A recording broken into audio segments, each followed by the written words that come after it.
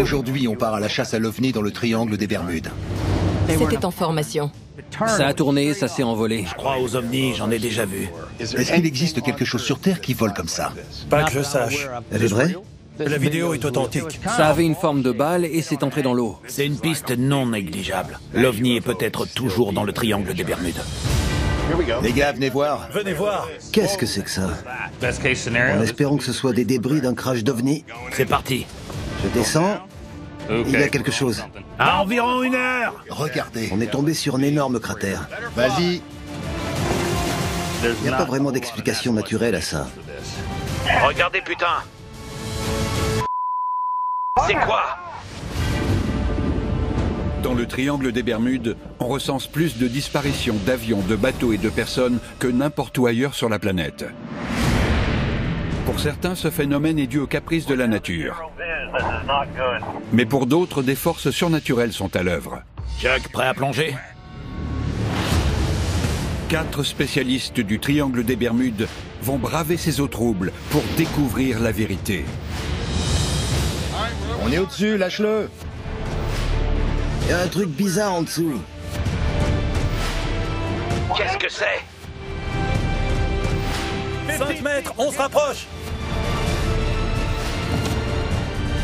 Ces plongeurs intrépides sont déterminés à percer les secrets des eaux les plus dangereuses au monde.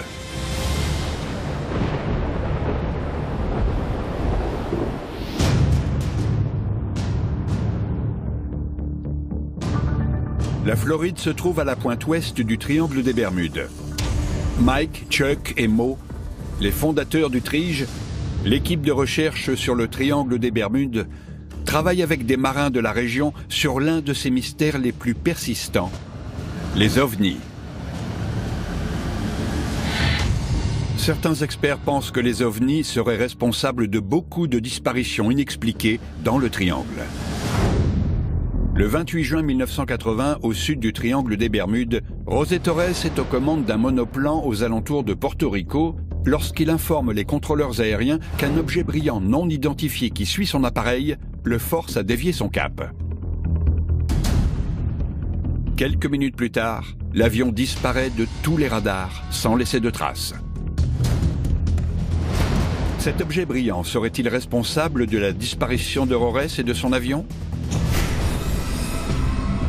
Les habitants de cette zone côtière sont confrontés à de nombreuses apparitions de la sorte. Et les marins qui gagnent leur vie dans la région tiennent à partager leur histoire. Bonjour, je m'appelle Mo. Bienvenue à notre réunion sur les ovnis. Pour commencer, combien d'entre vous ont déjà vu un ovni? Très bien, moi aussi j'en ai vu un. Avec mon père, je naviguais le long de la côte de la Caroline du Sud jusqu'à la Floride. C'était en 1994, juste après l'ouragan Gordon. C'était le milieu de la nuit, quand tout à coup on a vu des lumières vertes traverser le ciel.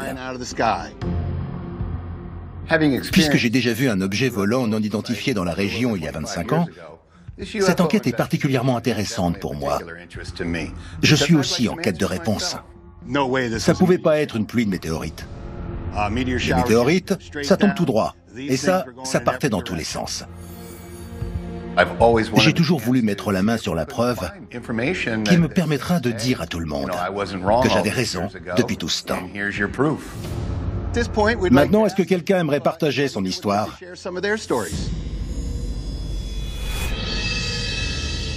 Comment vous appelez-vous? Je m'appelle Marc. J'étais sur l'île d'Andros. Il y avait un lancement de satellite. Avec quelques amis, on le regardait depuis la plage. Quelque chose est passé à environ 30 mètres au-dessus de notre tête. Ça ressemblait à un hélicoptère, mais sans moteur ni hélice. C'était il y a environ 20 ans. J'étais à la plage et tout à coup, une énorme lumière blanche. On aurait dit que c'était en formation. On a vu un autre avion, une cible, sur l'écran radar. Il a parcouru 240 km en 10 secondes. J'ai déjà fait ça de nombreuses fois. Et j'étais vraiment surpris de voir autant de personnes se présenter et d'entendre les histoires très détaillées qu'elles nous racontaient. C'était le 26 avril 2013. J'étais sur la plage, aux alentours de 6 heures du matin, et je n'aurais sûrement pas remarqué cette chose si elle n'avait pas bougé si rapidement. J'ai regardé d'où elle venait, ça venait du sud-est. C'était très proche de la surface de l'eau. Ça volait. C'était à 1 ou 2 kilomètres de moi. Ça a tourné et ça s'est envolé. C'est redescendu vers l'eau. Je pensais que ça allait s'écraser à la surface, mais non. C'est rentré dans l'eau comme un plongeur. Plouf. Et puis ça a disparu. En 2007, le programme d'identification avancée des menaces aérospatiales du ministère de la Défense a interrogé des pilotes de l'armée après l'apparition d'OVNI. L'une des caractéristiques les plus souvent décrites était la capacité de changer de direction et d'accélérer très rapidement. Si rapidement qu'un pilote humain serait écrasé par la force de l'accélération. Ce détail, en apparence insignifiant, donne du crédit à l'histoire de ce témoin. Vinny, c'est ça? Ouais. Aujourd'hui, on a entendu beaucoup d'histoires générales, mais la personne qui est sortie du lot, c'est Vinny. Son histoire tenait la route. C'était quel jour déjà? Le 26 avril 2013 à 6 heures du matin. Je veux avoir une conversation avec cet homme. Absolument. Merci, monsieur. Merci. Merci d'avoir partagé votre histoire. Merci. Il était temps qu'on se réunisse. J'espère qu'on refera ce genre de réunion à l'avenir. Enchanté, merci. C'était une super expérience. C'était très intéressant d'écouter l'histoire des autres. Vinny, ce serait possible de rester un peu plus longtemps? On aimerait vous parler. Bien sûr. Pour en apprendre plus sur votre histoire. Je suis vraiment content d'être venu aujourd'hui. Ça fait trop longtemps que je garde cette histoire pour moi. Il était temps qu'une personne que ça intéresse l'entende. S'ils veulent voir où c'est arrivé, je les y emmènerai. L'équipe de recherche se rend sur les lieux de l'apparition de l'OVNI. L'objectif? Chercher la moindre incohérence dans l'histoire de Vinny et donner une chance à Dave Sicko, membre de l'équipe et ancien spécialiste en reconnaissance de l'armée, d'écouter cette histoire. Alors on fait quoi? On va voir le gars qui a vu quelque chose. Je crois aux ovnis, j'en ai déjà vu. Quand j'étais dans l'armée en Bosnie, mon rôle c'était de faire de la reconnaissance. C'est toujours un peu bizarre de se balader tout seul la nuit. Une fois, j'ai vu 3 ou 4 objets volants qui partaient dans tous les sens. Ils sont entrés en collision pour devenir une grosse boule et ont disparu. Vinny. Ça va? Ouais. Bonjour. Dave, Enchanté. je vais enquêter sur cette affaire parce que les ovnis pourraient expliquer pourquoi tant de personnes ont disparu dans le triangle des Bermudes. La première fois que je l'ai vu, c'était à peu près dans l'alignement de ce bateau-là. Il entrait et sortait de l'eau, comme une pierre qui ricoche. Puis il a tourné et il est monté. Il devait être à 1,5 km de la côte. Où est-ce qu'il a atterri? Il est redescendu d'une traite là d'où il est parti. Il a frappé l'eau sans faire une seule éclaboussure. Rien du tout. Vous ne l'avez pas revu? Non, c'était tout. Une des choses les plus intéressantes dans son témoignage, c'est sa façon de décrire l'objet qui vole à l'horizontale et qui entre et sort de l'eau. Je n'ai jamais rien vu de créé par l'homme qui en soit capable. C'est un truc de super-héros. Combien de temps il restait dans l'eau quand il plongeait? À peine 1 ou 2 secondes. Mais il n'y avait aucune éclaboussure, pas d'écume, rien. La capacité à se mouvoir aisément entre différents environnements, comme l'eau et l'air, ou l'atmosphère terrestre et l'espace, est appelée le déplacement transenvironnement. Une autre caractéristique des ovnis régulièrement mentionnée, selon le département de la défense américain. C'était dans quelle direction? Par là. Ce qui est génial avec l'histoire de Vinny, c'est qu'il nous a indiqué une direction et une distance. À environ 2 kilomètres? C'est ça. Cet ovni pourrait toujours être là. On pourrait le trouver. Aujourd'hui, on part à la chasse à l'OVNI. On a chargé notre équipement à bord du bateau. On a étudié nos cartes et on a délimité la zone de recherche. Allez, ma grande. Ça devrait suffire. On va partir en mer et on verra si on trouve quelque chose. Regarde-moi cette beauté. Ça en jette. Si on trouve quelque chose, ça répondrait à quelques-unes des questions qu'on se pose depuis bien longtemps.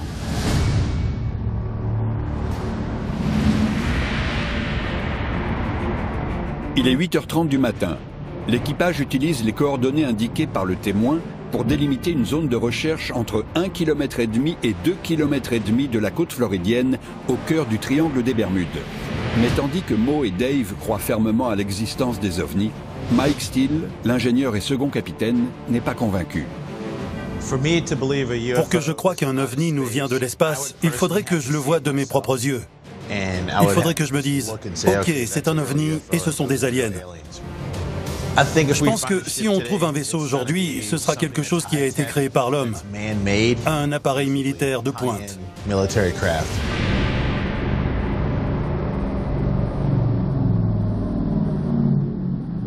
Ok les gars, on est en face de la plage où Vinny a vu l'OVNI. On va voir si on trouve quelque chose. Pour dénicher cet ovni, Mo et l'équipage entament leurs recherches en quadrillant la zone grâce à un sonar à balayage latéral. Cet appareil génère des cartes 3D détaillées des fonds marins. Il est capable de mettre en lumière des anomalies à plusieurs centaines de mètres de profondeur. Ce puissant sonar émet des ondes sonores. En mesurant l'intensité des ondes réfléchies, il est capable de différencier les objets durs, comme le métal, et les objets mous, comme le sable, la boue ou les poissons. Comme la lumière, les ondes sonores se déplacent en ligne droite et ne permettent pas de contourner les objets.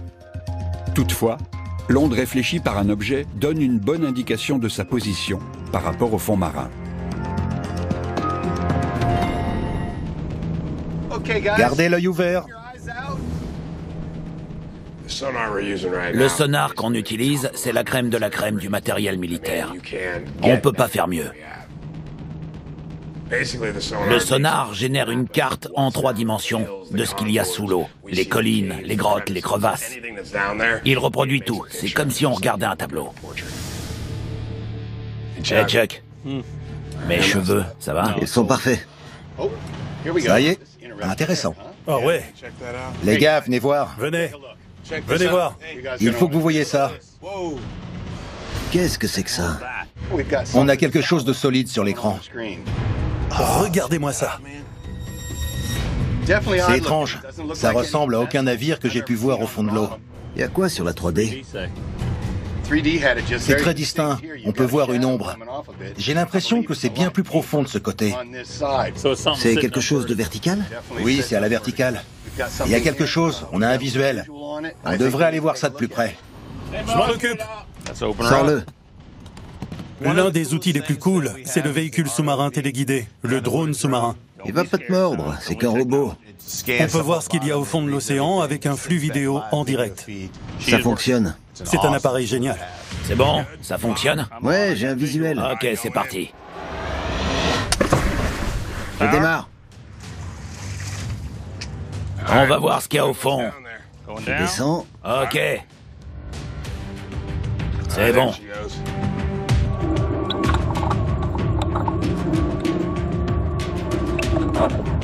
Alors, Tu vois quoi? je suis presque au fond.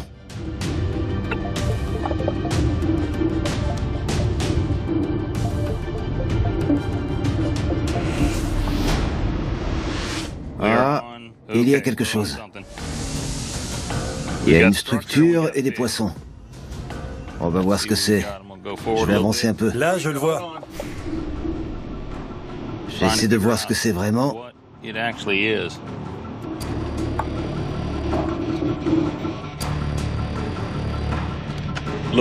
On dirait du bois.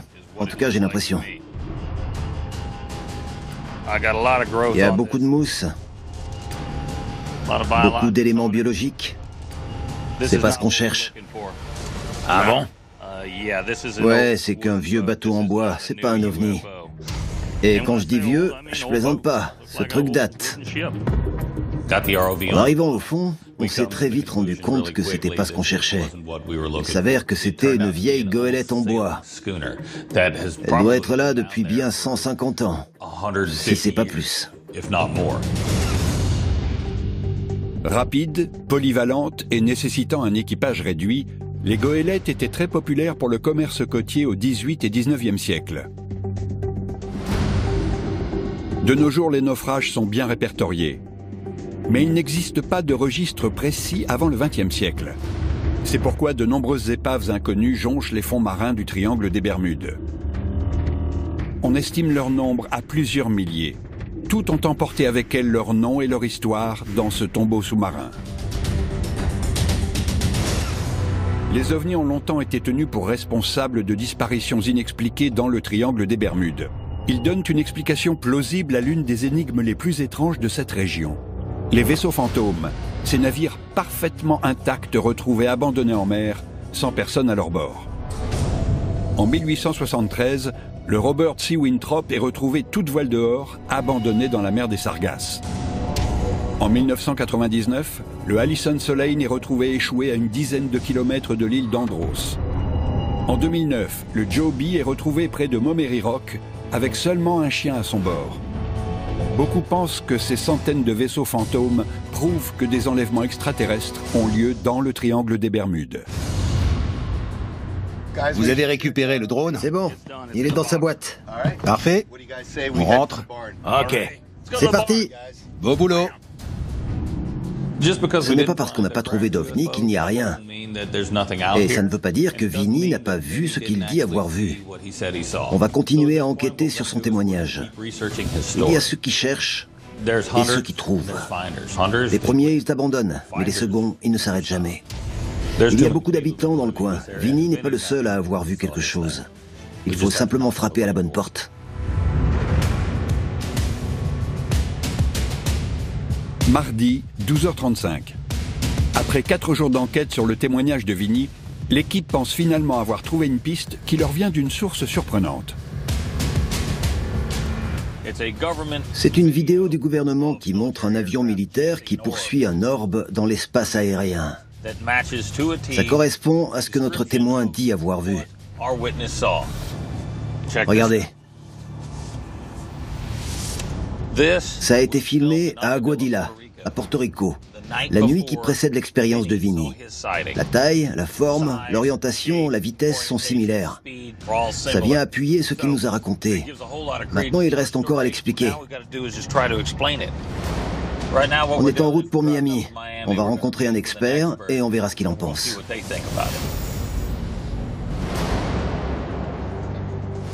Bonjour, monsieur. Bonjour. Mo.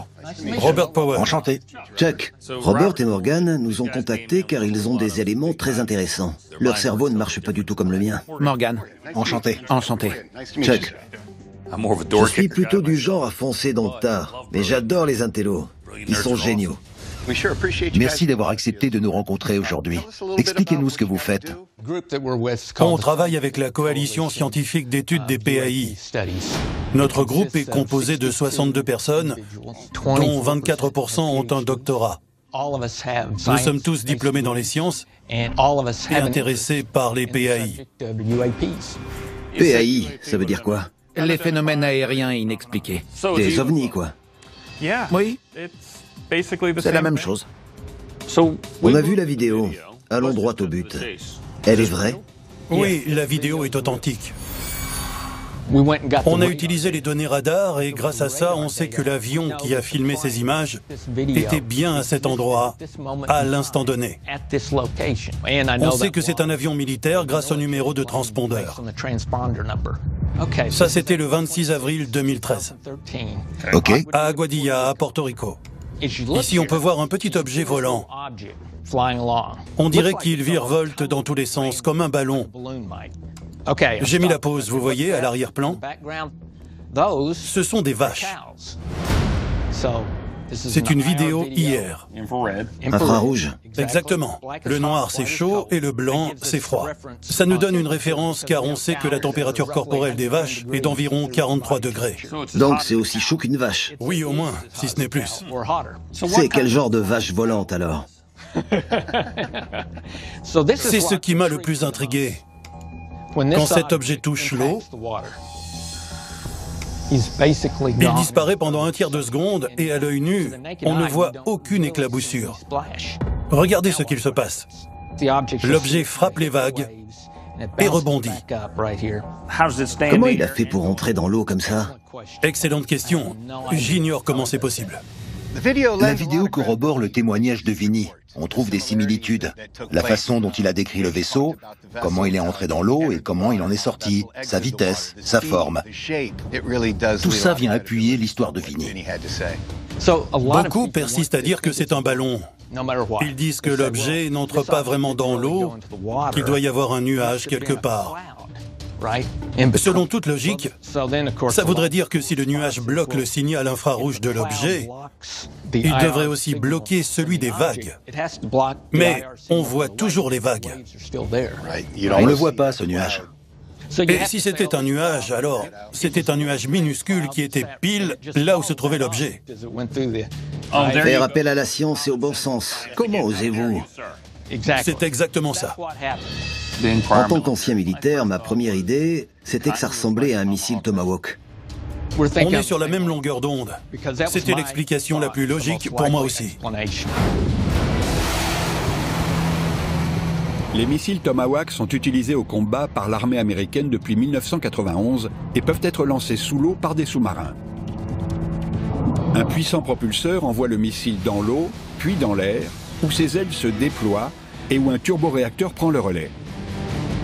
Cependant, rien ne prouve que le gouvernement américain ait développé une technologie qui permettrait au missile de rentrer dans l'eau durant son vol. Aucun missile ne peut sortir de l'eau comme ça, sans signature thermique. Sans propulseur. Exactement. Ce pourrait être un drone, mais je n'ai jamais entendu parler d'un drone capable de faire ça. Sortir de l'eau sans aucune sorte de propulseur. Est-ce qu'il existe quelque chose sur Terre qui vole comme ça? Pas que je sache. C'est pas un oiseau ou un ballon, c'est pas un avion. Je ne connais rien de la main de l'homme qui ait les mêmes caractéristiques.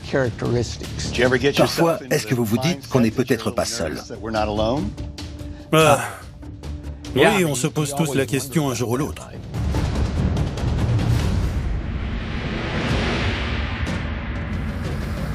C'était fou. C'était génial. C'était hyper intéressant. Cette vidéo, c'était incroyable. J'ai pas d'explication. Non.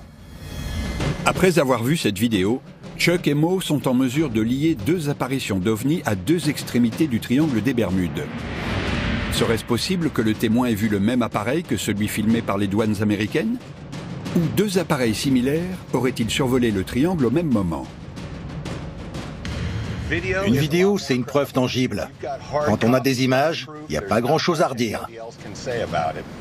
Maintenant que je sais que cette vidéo est vraie, ma priorité est de trouver d'autres témoins qui auraient vu la même chose que Vinny. Faudrait qu'on appelle les gars. J'ai un train d'avance. J'appelle déjà Dave. Mardi, 15h. Après 3 jours de recherche, l'équipe est parvenue à localiser deux témoins qui prétendent avoir vu le même OVNI que Vinny. C'est à Mike et Chuck de déterminer s'ils sont crédibles. Bonjour. Chuck, on s'est parlé au téléphone. Content que vous soyez venu. Vous n'allez jamais croire à cette histoire. Je suis ici pour l'écouter. C'était où? Il faut qu'on descende pour aller dans le jardin, je vais vous montrer. Ok, je vous suis. On a fait un appel à témoins, comme dans les forces de l'ordre. On a publié quelques trucs en ligne et distribué quelques tracts. Et on a eu quelques touches. Je cherche une corrélation entre toutes ces expériences. Si leurs histoires se recoupent, on pourra enquêter plus en profondeur. C'était là-bas. J'avais jamais vu ça de ma vie. C'est passé sur la ligne d'horizon, dans ce trou, puis c'est reparti dans l'autre direction. Et après? Pouvez-vous me dire ce que c'était et de quoi ça avait l'air? Si je savais ce que c'était... Décrivez-le. Décrivez-le. C'était juste quelque chose d'un autre monde. Est-ce que ça faisait du bruit quand ça volait? Non, c'était très silencieux. C'était bizarre. Ça avait quelle forme? Comme un ballon de football ou... Non, c'était plutôt droit, long et fin. Ma première impression, c'est que Mike avait l'air... pas très fiable. C'était quand? Autour du 29 en avril. Le 29 avril? Le 29 avril au matin. Je suis passé en mode flic pour le coincer en posant des questions très directes pour obtenir les réponses que je cherchais. On va reprendre depuis le début. Moi, je veux savoir qui, quoi, où, quand et pourquoi. On sait quand c'était? Le 19. Ok. Le 19 de quel mois? Avril. Le 19 avril? C'est ça. Je croyais que c'était le 29 avril. Oui, le 29 avril. Le 29 avril? Oui. Quel temps faisait-il? Oh, c'était une belle journée. Il y avait un peu de brouillard avec un très beau lever de soleil. Un après-midi normal. Ça allait à quelle vitesse? C'était super rapide. Est-ce que c'était supersonique? Est-ce que c'était plus rapide qu'un avion? Non, ça allait super vite. Et ça tournait à angle droit. Un avion, ça peut pas faire ça. C'est le genre de moment où on aimerait avoir une caméra pour tout filmer. Mais quand on le vit, on n'y pense pas. Et puis, ça passe si vite qu'on a du mal à y croire. J'ai une question. Que faisiez-vous la veille? Je suis sorti tôt du travail. J'ai bu quelques bières, j'ai regardé un film et je me suis couché tôt. Combien de verres? 6. 6. Entre l'apéritif et le dîner. Ok. Son histoire n'est pas cohérente. Je ne dis pas qu'il n'a rien vu, mais ce n'est pas ce qu'on recherche. Ravi de vous avoir rencontré. Merci, Mike. J'espère que vous trouverez quelque chose. Même si c'était un fiasco, ça ne me fait pas perdre espoir. Au contraire, je suis encore plus impatient d'interroger notre prochain témoin pour voir ce qu'il a à nous raconter.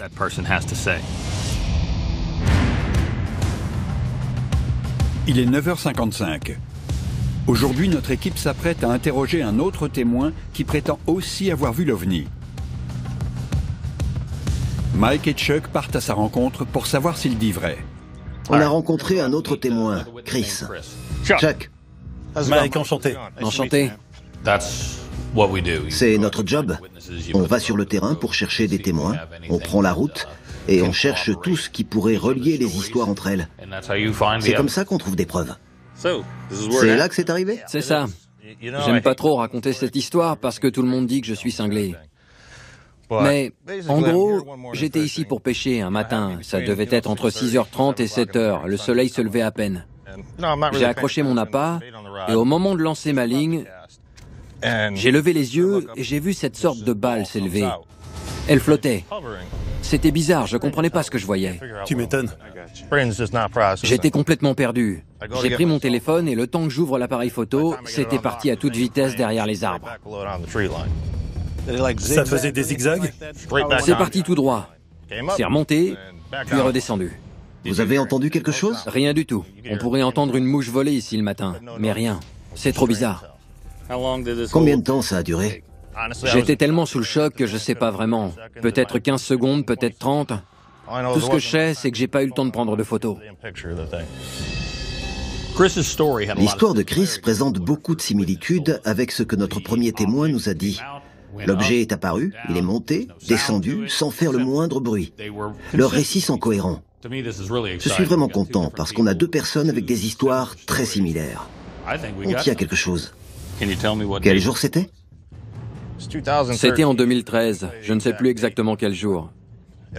Mais j'ai fêté mon anniversaire le 29 avril et je m'en suis pris plein la gueule en racontant ça à mes amis. C'était quelques jours avant ça. Que diriez-vous si je vous disais qu'en avril, à peu près au même moment où vous avez vu cet objet, quelqu'un a vu la même chose? Ici? Ça me rassure. Il faudrait que vous me disiez où vous avez vu cet objet, d'où il venait. À peu près entre ces deux grands arbres. Ok. C'est une bonne référence. Vous êtes sûr? D'ici, on a 190. 190. c'est noté. Grâce à votre position et celle de notre autre témoin, on va tracer 2 lignes. Et on verra où elles se croisent. Maud, Chuck et moi, on a discuté avec Chris. On a reçu des informations d'un nouveau témoin qui a vu quasiment la même chose que celui qu'on a rencontré il y a quelques jours.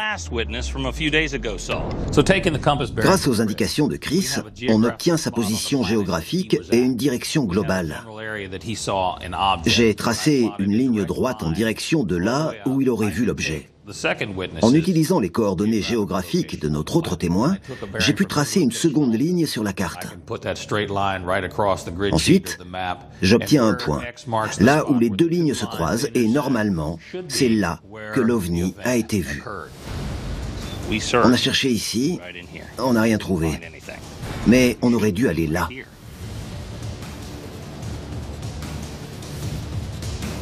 C'est à 1,5 km. On était à côté de la plaque. C'est pour ça qu'on n'a rien trouvé. On était au mauvais endroit. Samedi, à 7 h, l'équipage est en route pour son nouveau lieu de recherche à 3 km de la côte.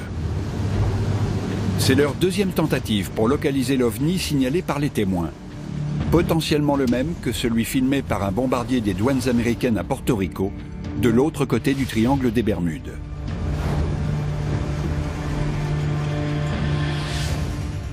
Bon les gars, c'est la zone générale où les lignes de Chris et Vinny se rejoignent. C'est notre triangulation. Il faut qu'on reste à l'affût de la moindre anomalie. Signalez tout ce qui vous semble anormal. On est arrivé à l'endroit où les lignes des 2 témoins se croisent. Je vais regarder l'eau, on va voir ce qui se passe. Ici, c'est une zone très peu profonde. Le fond marin est couvert d'herbes marines et il y a moins d'1 mètre de profondeur. Ça n'a rien à voir avec notre précédente zone de recherche. J'utilise une caméra infrarouge pour localiser n'importe quel élément chaud dans l'eau ou à la surface. Là-bas, il y avait 6 mètres de profondeur. Ici, s'il y a quelque chose, on devrait facilement le trouver. Pour trouver l'OVNI, l'équipage passe la zone en revue en formant des cercles concentriques. Ils partent du point où se croisent les lignes de leurs témoins et se déplacent de façon circulaire vers l'extérieur. Puisque l'eau est peu profonde, ils restent attentifs à la moindre anomalie visible à l'œil nu. On cherche tout ce qui pourrait être différent de ce qu'on trouve au fond de l'eau, comme l'herbe marine et le sable. On cherche quelque chose qui pourrait avoir été traîné, comme si quelque chose avait frappé l'eau. On essaie de trouver quelque chose d'anormal, c'est tout. Mo, à environ 1 heure. T'as quelque chose, Dave? Il y a une petite décoloration là-bas. Oh, c'est la même chose ici. C'est pas de la même couleur que le reste de l'eau. Il y a quelque chose. Tout laisse à croire qu'il pourrait s'agir de l'objet filmé par les douanes américaines à Porto Rico. Un objet volant non identifié, parmi des dizaines d'autres signalés dans le triangle par des militaires en service. En 1971, l'USS John F. Kennedy traverse le triangle des Bermudes en direction de Norfolk, en Virginie, lorsque les radars, les boussoles et tous les équipements de communication cessent de fonctionner.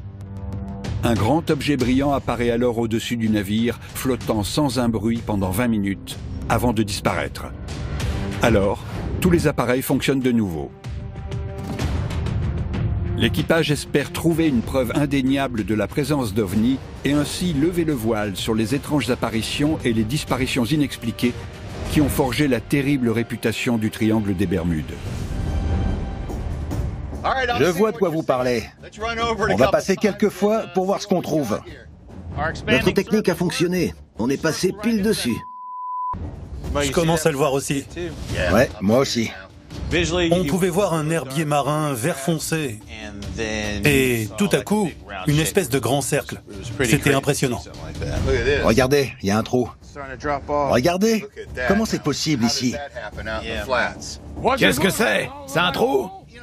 On dirait que ça fait dans les 2,50 m de profondeur. Le fond est plat, c'est super bizarre. Il y avait à peine 1 mètre de profondeur. Et tout à coup, il y avait un trou. On est passé pile au-dessus. Regardez, c'est dingue. Ah ouais, je l'ai vu d'en haut. On dirait vraiment que quelque chose a frappé ici très fort. Comme si ça avait explosé tout autour. Le cratère circulaire localisé par l'équipage fait environ 2,50 m de profondeur et 10 mètres de diamètre. Il se trouve à moins de 300 mètres du point d'intersection déterminé par les témoignages. On est pile dans la zone que Chris et Vinny nous ont indiquée. On devrait aller voir ça. Chuck, prêt à plonger? Rien de mieux que sauter dans un gros trou. Ok. Je vais arrêter les moteurs. Mike, lâche l'ancre. Dis-moi quand tu veux que je lâche. Ok, vas-y. On est au beau milieu de cette prairie sous-marine, dans une eau peu profonde, au milieu de nulle part. Et on est tombé sur un énorme cratère qui n'a rien à faire là. Prêt? 1, 2, 3. Pour moi, il n'y a pas vraiment d'explication naturelle à ça. On ne voit pas ça dans la nature. Je sais pas encore ce que c'est, mais il faut qu'on aille y jeter un œil. Tu me reçois? Tu me reçois? Je te reçois. Tu m'entends? Terminé. Je t'entends parfaitement. On arrive vers un tas d'herbes marines. La visibilité est limitée. Au-dessus, il y avait pas mal de requins. J'en ai déjà vu 3. Bien reçu. Essaie d'en caresser un. Putain, c'est quoi? C'est bizarre. Qu'est-ce qu'il y a? On dirait qu'on arrive sur une sorte de rebord. Dave, regarde. Chuck et moi, on a plongé et on est arrivé au niveau du cratère. Quand on est arrivé au bord, ça descendait directement vers le fond. Il n'y a pas beaucoup de vie ici. Bien reçu. D'après ce que je vois, c'est vraiment pas naturel.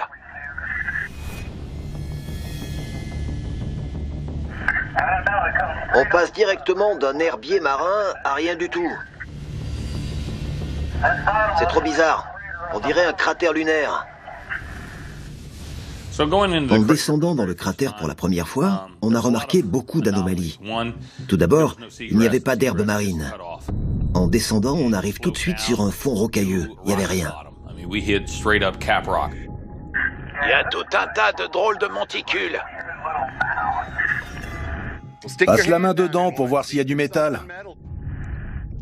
Vu son apparence, sa forme, sa localisation et sa profondeur, ça n'a rien de normal à mes yeux. Bien que plus petit, ce cratère ressemble à ceux créés par les météorites lorsqu'elles s'écrasent sur Terre. Les météorites voyagent à près de 20 km par seconde et forment des cratères généralement 20 fois plus larges qu'elles.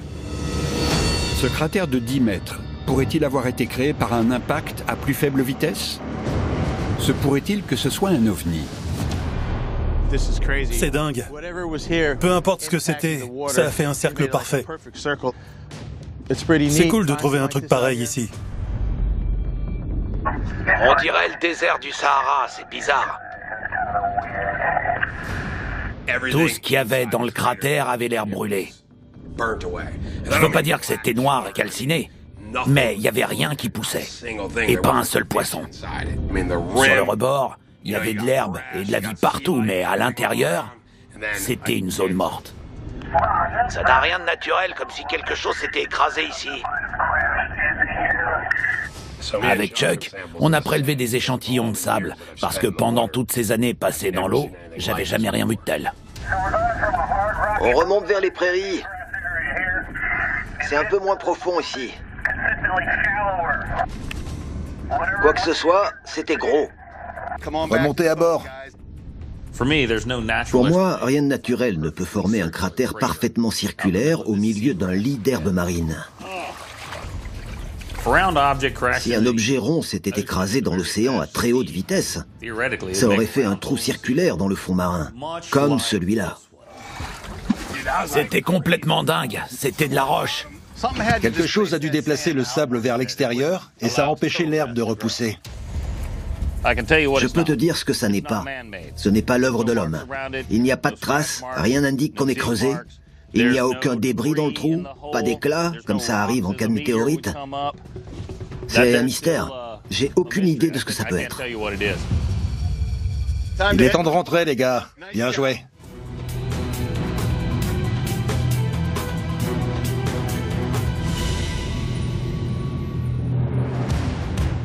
Lundi, à 9 h du matin, l'équipage rencontre l'océanographe Daniel Miller pour examiner les échantillons de sable collectés sur les lieux dans l'espoir qu'elle trouve une explication à cette zone morte sous-marine.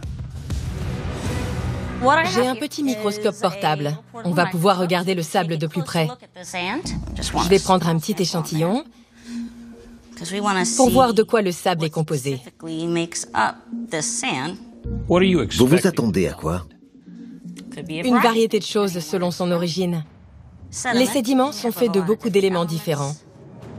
On va voir ce qu'on trouve. Je cherche tout ce qui pourrait sortir du lot. Ça, par exemple. C'est quoi? C'est un morceau de sable très brillant. Le sable, ça ne brille pas? Pas complètement. Le sable est composé de bien des choses, mais ça, c'est un morceau de sable particulièrement gros et brillant. Ça pourrait indiquer qu'il y a eu une source de forte chaleur. Qu'est-ce qui crée de la chaleur dans l'océan? Peut-être la foudre. Quand la foudre frappe, ça crée quelque chose qu'on appelle de la fulgurite. Et ça donne cet aspect de verre. C'est courant, ça arrive souvent? Pas vraiment. En voyant les particules de verre, j'étais étonné. Puis elle nous a expliqué comment le sable peut se transformer en verre avec la chaleur. Chuck et moi, on s'est regardés comme pour dire « trop bizarre ».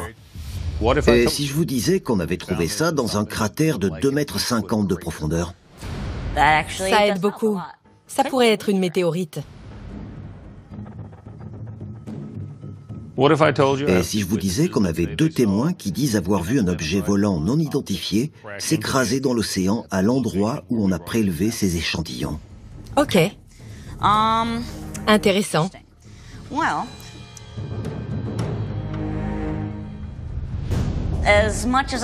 Même si cette hypothèse est tentante, je ne pense pas que ce soit à cause d'un ovni.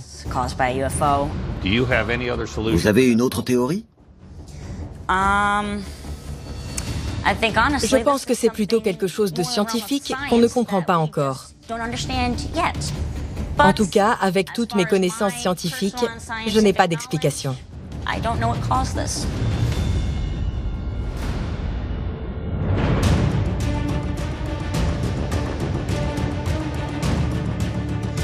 Selon l'océanographe, quelque chose de très chaud est entré très vite dans l'eau, ce qui aurait fait fondre le sable.